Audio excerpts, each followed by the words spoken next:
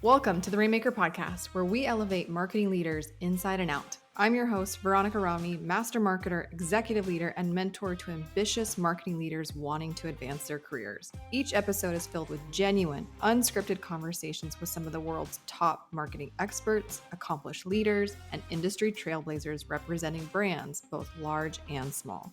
Our goal with this podcast and everything we do is to help you master your role, nurture your team, prioritize your well-being, and evolve into an industry-leading Rainmaker. This is the Rainmaker Podcast.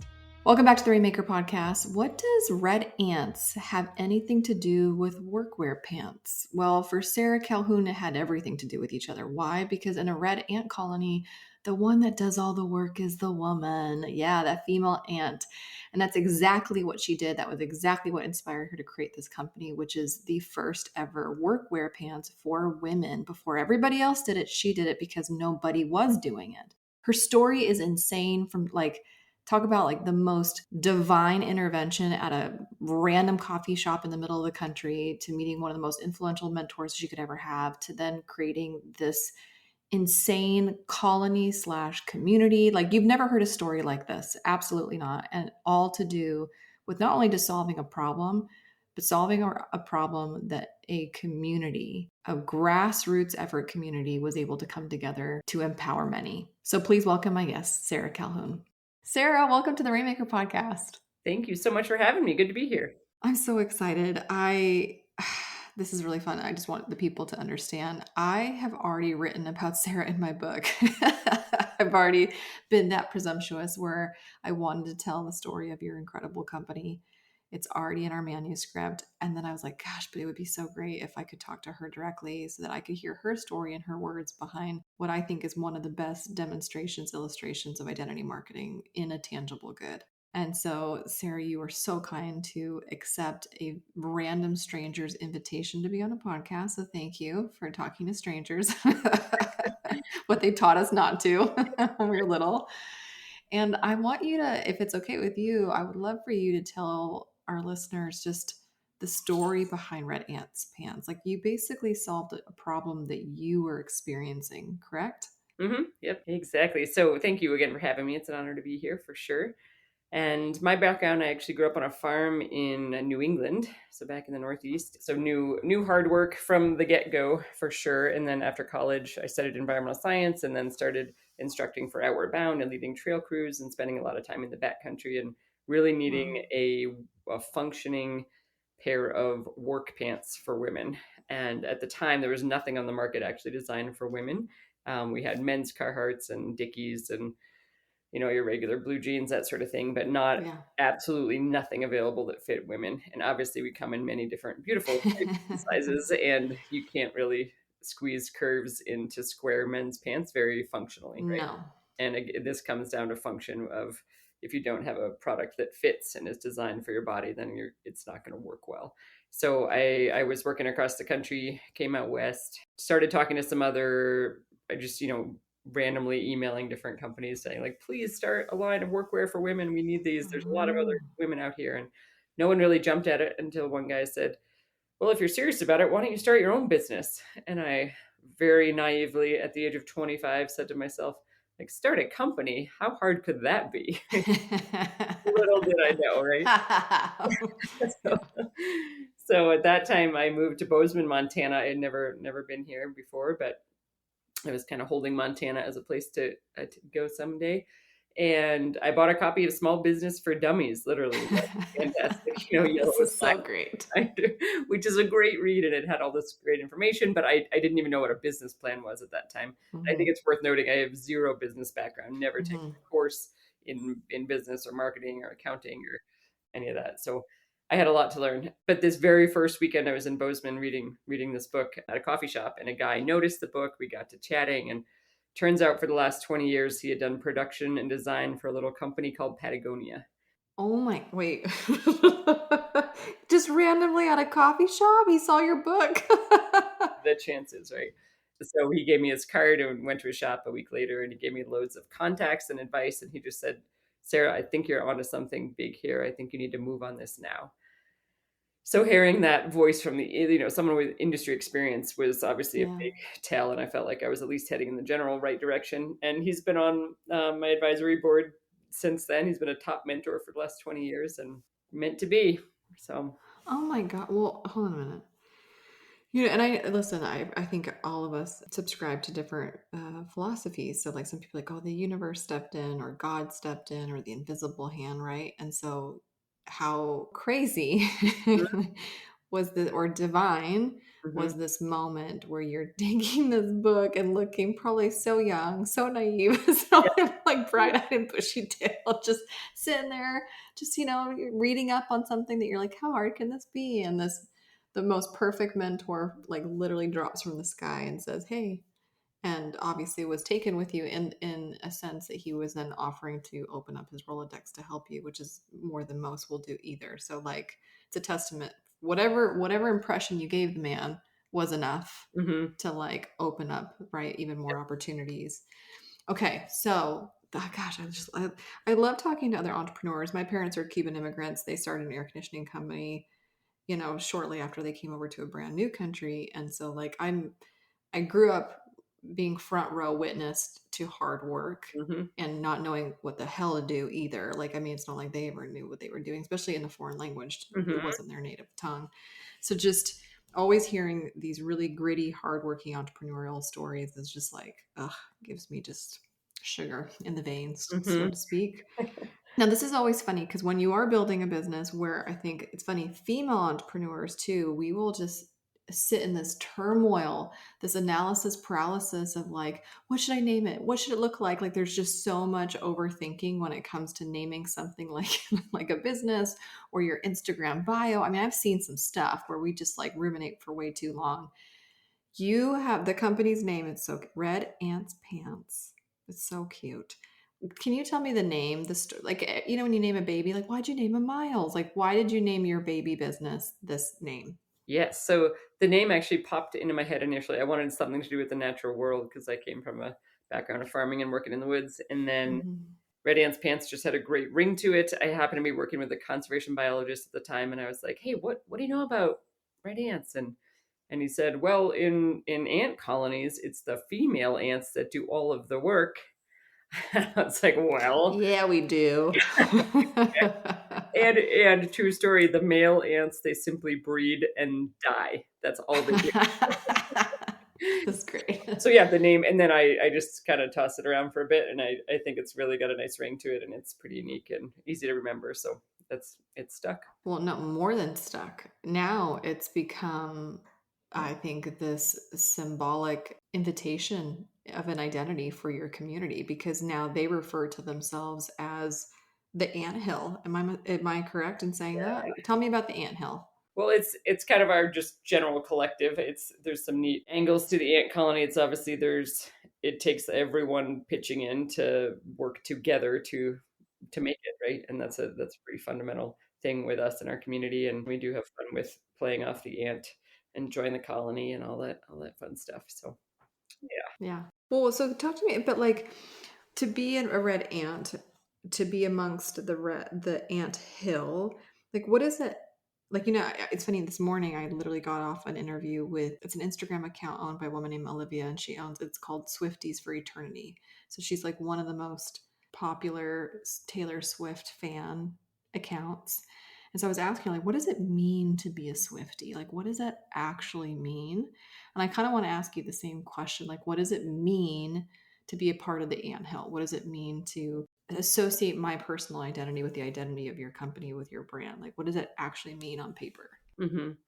So I think once people buy our work pants, which are obviously designed for women, it's almost like you're pulling on something to make you a little bit stronger, right, or braver, or a little more self-reliant. And those are all the values that are kind of core at with our Mhm. brand and the whole community in the anthill of. And that's kind of echoed by now we teach classes for women to come and learn how to run chainsaws and do carpentry Oh, and wow. trailer backing, and there's a lot of actual tangible things behind that. But within the brand itself, it's we're here based in very rural Montana. So after a year in Bozeman, I moved up to White Sulphur Springs, population 900, tiny little ranching town in the middle of nowhere. but it's the kind of place that feels very true to who we are as a brand, where, the women are out there roping and riding and doing all the work on the ranches just as much as the men. And we often cut our own firewood and do all the things that are relatively physical. And I think that's, just the culture of where we are as a company, and then who we are as people that work here and that our customers we serve. And sharing all the stories from all of the so many incredibly hardworking gals out there wearing the pants, whether it's in construction or carpentry or veterinarians or painters or potters or landscapers and the ag industry. Lots of it.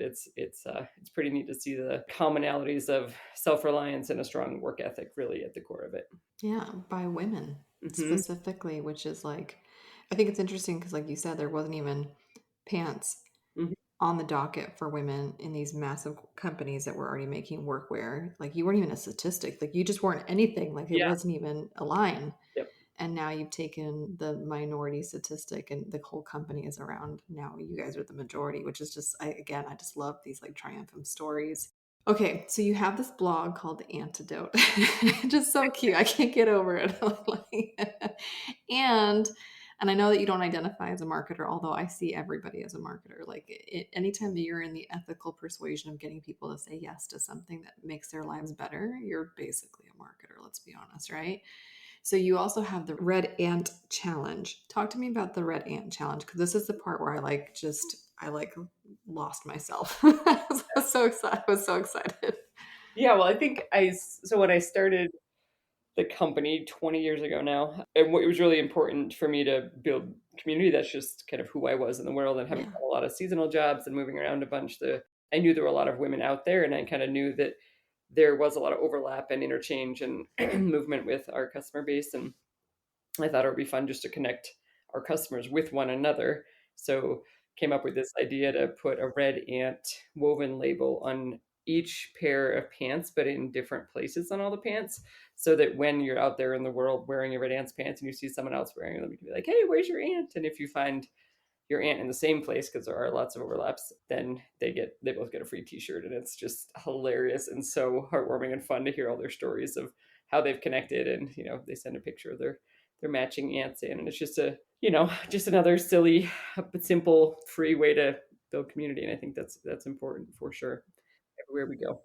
Can you, I, do you mind telling some of those stories of these? So basically, if I'm wearing a pair of pants and, Casey in Kansas, who actually is on my team, we laugh because literally her name is Casey Chase and she lives in Kansas with like a whole cattle farm. So she has like 4 kids and 50 something cattle. I should really gift her these pants if she doesn't already have them, to be Yeah. honest. It would be such a perfect gift for her. But let's say me and Casey happen to see each other, find each other, and then we have the same red ant in the same spot of the pants. Like, what are some of those stories that you've heard of these women connecting over this commonality? Like, what has it turned into? Marriage proposals?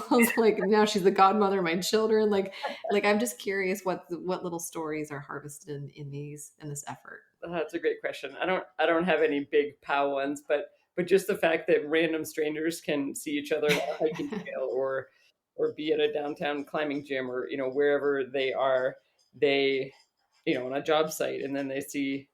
I think there's something interesting in it, that it's like recognizing that there's another hardworking woman Hmm. wearing red ants pants, and then it builds the support, because we don't always have a lot of women in these male dominated trades. And to find someone else that you can just connect with and know you have that basic foundation of like, oh, you all also have red ants pants, it's pretty awesome.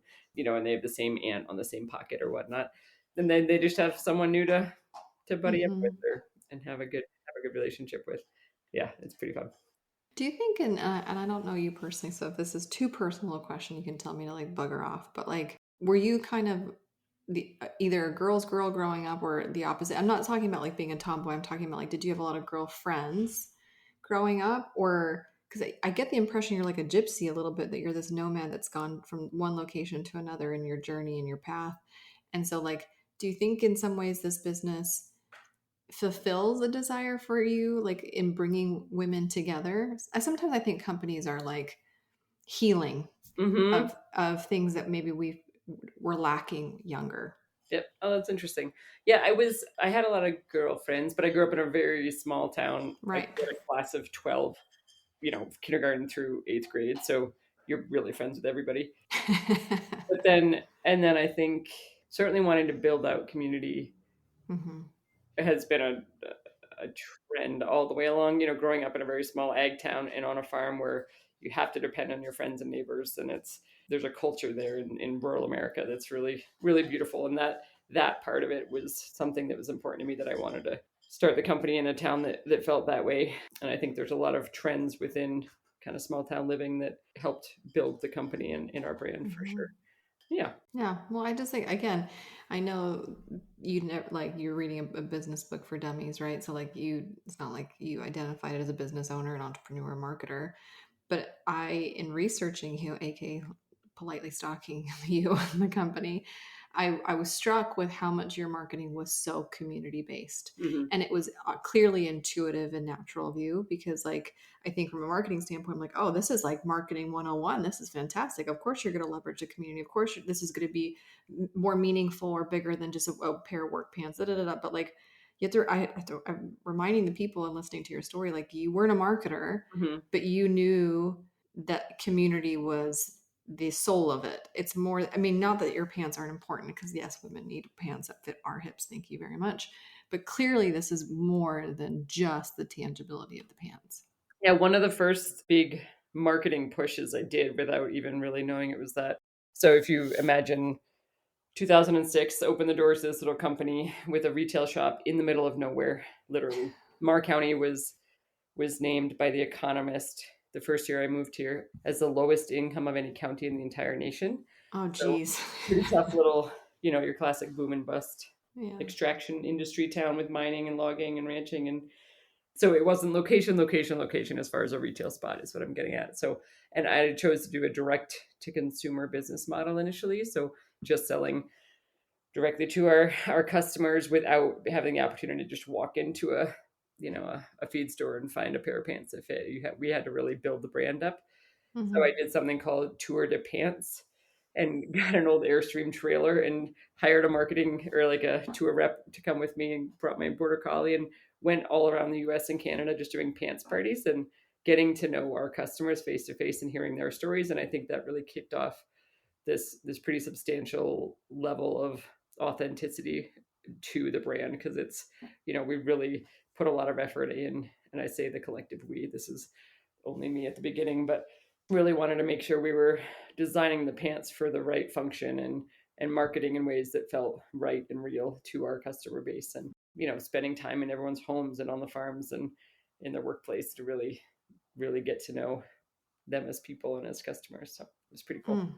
It's really cool. Are you kidding me? I mean, it reminds me of when Taylor Swift invited some of her fans into her personal homes Totally. to, like, here, let's listen to the album before anybody in the world will listen to this. And here's why I wrote it. And this is what I was going through. And do you want a cookie that I made? I'm like, Yeah. what? I Do you know. know, just like Yeah. that level of, in marketing, you talk about focus groups, you talk about secret shopper experiences. Like, there's a ton of ways that you can extract, findings, voice of customer, blah, blah, blah.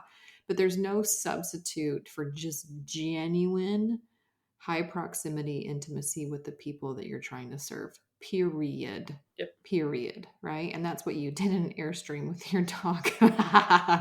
That's fantastic.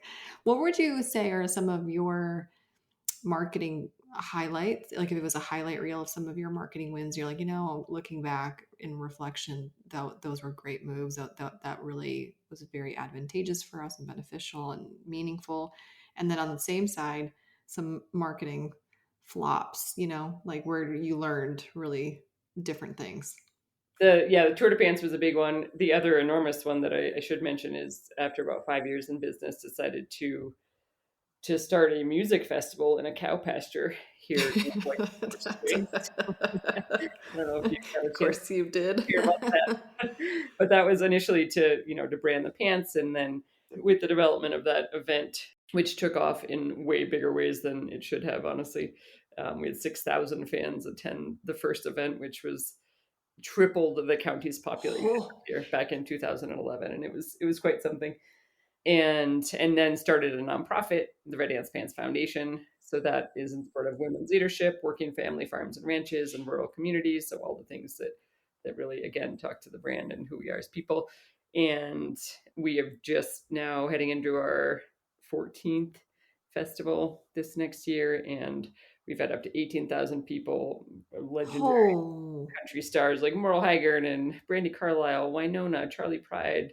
It's been really awesome to see and what it's done for the economic development of the community. And it's totally the whole county needs to pitch in to make it happen. But that's been really neat to get the word out about the pants, but then really create this own, just even bigger, broader community with all these folks in the anthill. So that's been awesome for marketing, certainly, because then there's a lot of people that come that don't even know there's a pants company behind it anymore. yeah, Because 100%. the festival's gotten so big. But and then you can tie in with artists, and they learn, the talent. They quickly learn who we are and why we are, and are proud to wear their Red Ants pants all over. Like KT Tunstall wore them on stage this summer, and just really fun angle to get a little more creative with it. So that's probably our biggest one. And then flops, let's see. I think there Or was, learnings. Let's not call them flops. yeah. Well, there's Learnings. there's one interesting one actually that we put a lot of time and energy and even money flying photographers in to do this photo shoot around this whole strength campaign, we called it.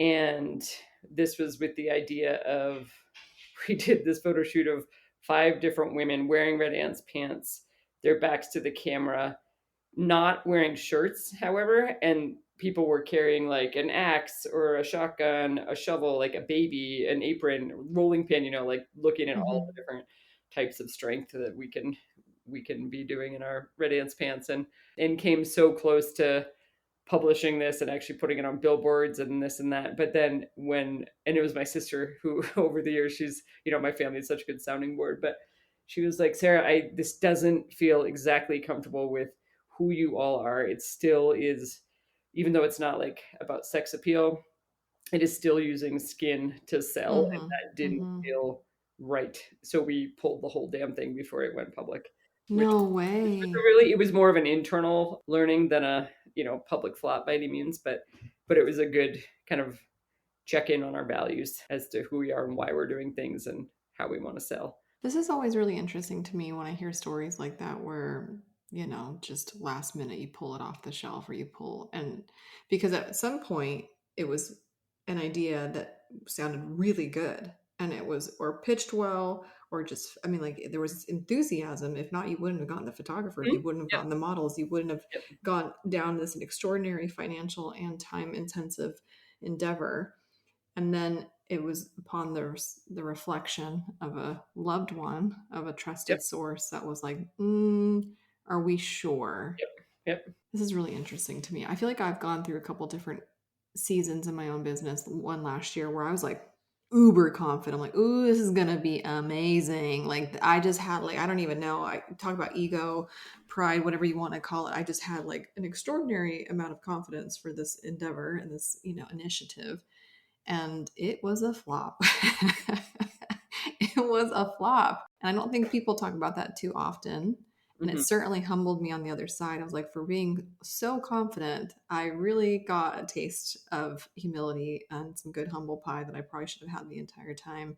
Why do you think that it took the reflection of your sister to have caught it in time, so to speak? I think, well, she knows me the best, right? Mm-hmm. And I got Mm-hmm. kind of caught up with the idea of it all and the excitement of it. And there's not very many people. And my marketing team, like we have a fantastic group of individuals that were all, some of them even in the shot as well. And it was like edgy, but it didn't feel, but then I noticed that I actually hadn't talked to my sister about it. I hadn't like run it by her ahead of time, which I usually would have done. And in reflection, looking back, I'm like, oh, there was a reason I didn't tell her until like the 11th Ooh, hour, because I probably actually knew mm-hmm. it wasn't something she was going to be excited about. Yeah, 100%. Okay, so I want to ask you these just like a final couple questions because we were talking about a lot about the identity of your women of the anthill. I love how you brought a community of hardworking women together that were underrepresented to the extreme. Then, in the same token, with these festivals and your tours, Hmm. you've literally economically benefited the communities So community is your jam for sure. But I'm curious, beyond your legacy in developing and, raising communities, how has your identity of who you are changed over the last 20 years of having this company? Because you said, like, I never saw myself as this. So Mm-hmm. who are you today? Who is Sarah today on the other side of 20 years of Red Ants Pants? Hmm. That's a good question. It is funny because when you do something, and I know it's an overused word, but again, like being who we are and Mm-hmm. genuine and authentic, when you Mm-hmm. do something for the right reasons, it resonates with our customers. Like we're not full of bullshit here. They can feel it and sense it. And I think with that, it becomes a very personal, my face is on the brand, which wasn't by intent, but it was just the reality of, oh, there's the pants lady and now the festival producer. And, it all circles up. But, and I have my own limiting beliefs around success and finance and all the rest. But then, when I get, inducted into the Montana Business Hall of Fame and invited to the White House and, named the SBA Woman in Business champion, like I'm still like, wait, which Sarah are we talking about? Business, I'm making this shit up as I go. Yeah.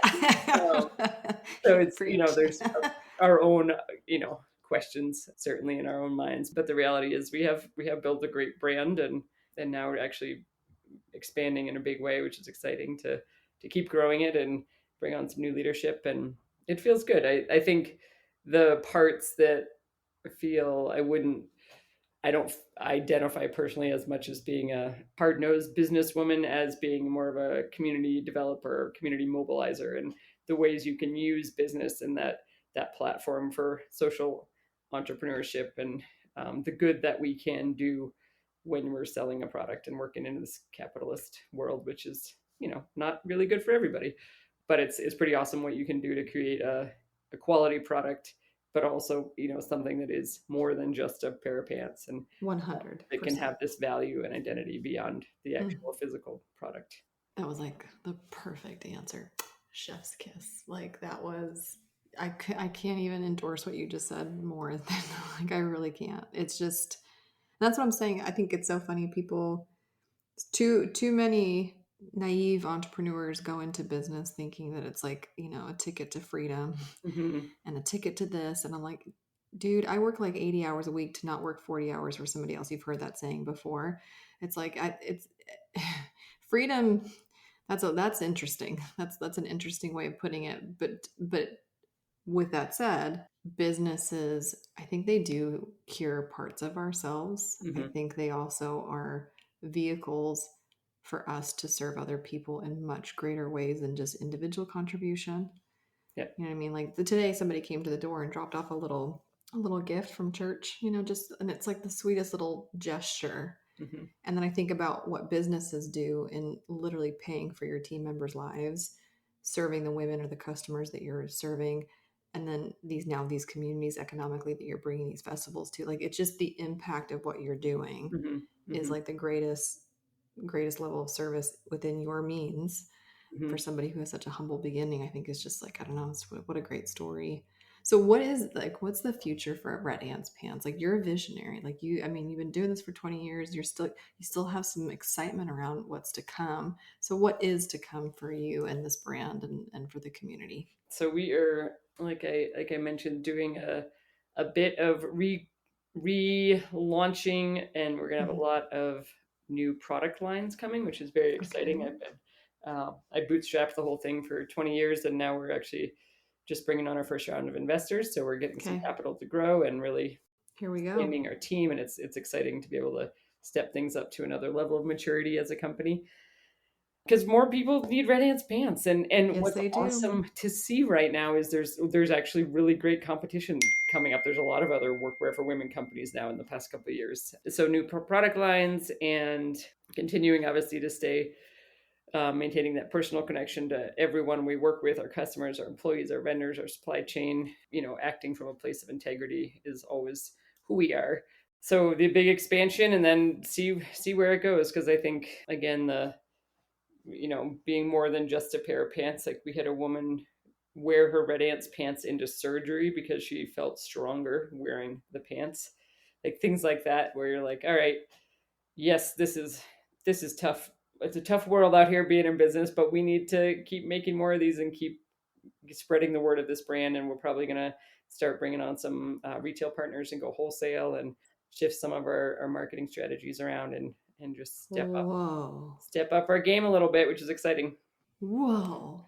Yeah, that's major. Mm-hmm. That's some big boss moves. Mm-hmm. Yep, it's good. And therefore is another invitation for your identity to expand as well, because that's how this goes. That's yeah, No longer bootstrap CEO. It's like yeah, bootstrap Bill. Like yeah, now we're totally. gonna. Yeah, and just hired a great CEO that she's out of Bozeman, powerhouse woman, Stephanie Cole. Yeah. So building out the team of leadership, and it's exciting to be able to share the opportunity and the responsibility with some others. So Oh, gosh, that's good. so.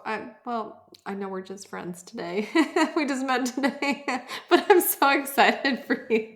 I'm so excited for you. I've been a fan of you secretly for some time now. You're obviously in my book, which I can't wait to put in your hands, and you can Yay. see the anthill given some love on the printed page. But Sarah, thank you so much for saying yes to doing this interview. I told you beforehand that like we do this kind of fun thing because I just asked you a whole bunch of questions that you didn't have any preparation for, and you were a good sport about it. That we let that I like to have the guests kind of have the final say in asking me whatever they would like in return. So why don't you finish out our podcast together with your question? Excellent. Well, I would love to hear what you think we could be doing better as a woman-owned company. Oh my gosh, people can't see my reaction right now, but I'm losing my mind. I'm like, yes. Like it's like the Burns from like The Simpsons, like excellent. Okay, so this is really interesting to me because so in the same chapter that I have you in, I also talk about Air Jordans. Mhm. Did you ever see the movie Air, like the one that Ben Affleck and like Matt Damon starred in? Oh, I not that I recall actually. Yeah, well, it's in the last couple of years, but it's the story of how they convinced Michael Jordan to choose Nike, who was the underdog of all of the basketball shoes. It was, Adidas was more popular, Converse was more popular, and it was how Nike landed the number one basketball star of all time when they were like the least liked basketball shoe representative. They were the running shoe company. They really weren't a basketball shoe company. That sports division really wasn't it for them at the time. Mhm. And there's this really powerful scene at the end of the movie where Matt Damon is like, marketing's giving this incredible pitch and they're playing the video that they put together and the package and the reel, and it's just not landing. It's just not landing. And so Matt Damon's character, he's like, screw it. He's like, turn that off. And then he like drops this like incredible monologue, kind of like, he's like, we're going to build you up because that's what we do in America. We make you into something great. And like he just talks about, Michael Jordan being the greatest of all time. He's like, and then what we're going to do is we're going to tear you to pieces because that's also what we do. It's this repeatable pattern that we make people into superstars. And then we also, basically profit off their demise and their downfall. And he's like, and here's the thing, it has nothing to do with the shoe. The shoe's not for you. The shoe is for us. The shoe has meaning because you stepped into it. And Mhm. because you stepped into it, it gives us an opportunity to touch greatness. And it was like this really beautiful moment where I was like, oh my gosh. And so I think about your pants and I think about just anytime, like, I think you and I both know it's very clear from this conversation that, like, it has nothing to do with the pants. It has everything and has nothing to do with the Yep. pants. Like, yes, the pants was an actual practical problem. Mhm. Well, it was a solution to a problem, a very practical solution to a problem. But no longer are you the only person solving that problem. Mhm. So now it's not because you're the first ones at the line, it's now who of the solution providers of the same problem gets to tell the better stories, Yep. gets to showcase the strength of their community best. And so that's a thing that, like, even in the course of this interview, I was like, tell me the stories. Mhm. You're like, I don't know, like, we don't have anything crazy. I'm like, no, no, no, no, no. Like, if a woman wore your pants in surgery because it made her feel psychologically safe to put her life on the line for whatever surgery that she was having, that's it right there. Mhm. Yep. Those are the stories. Those are the marketing campaigns. That's the thing that gets the billboard. Like, to me, that is the whole point. Mm-hmm. That's where you have, the Harley Davidson legacy, where people are literally buried, Sarah, in custom designed caskets in Harley Davidson branding. This one man in Ohio spent 18 years planning his funeral, that he would be buried like kind of taxidermy. I know it sounds creepy, but like literally he's on his Harley holding it, writing it into eternity. He bought like 3 grave plots, burial plots, so that it would fit this ginormous plexiglass of him riding his Harley.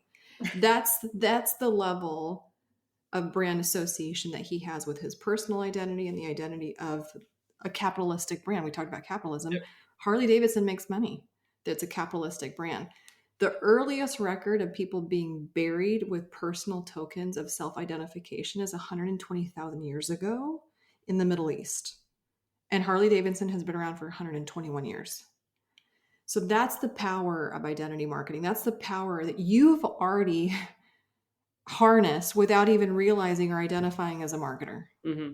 How much further could you take that? How much more personification could you put into the clothing, especially now that the closet is expanding beyond pants? Mm-hmm. Yep. That's where it gets really exciting, because then you leverage personification on a whole other level. Like you're dressing in the identity. Mm-hmm. You're tattooing it on your body. I mean, like think about all the things that we could, I'm sure it has happened. Has it happened? People tattoo my dance, it's quite something. Yep. Where is that on the billboards? Where is that in your ads? Where is it? Like, that's, I think, if you're asking me, I think you have way more opportunity to leverage identity marketing than you do today. Mm-hmm. Cool. Well, we've got our work cut out for us. Thank you. Well, thanks for asking, because I just popped off. I should stop. Okay. Well, Sarah, thank you so freaking much for being on today's Rainmaker podcast. Absolutely. Thanks for having me.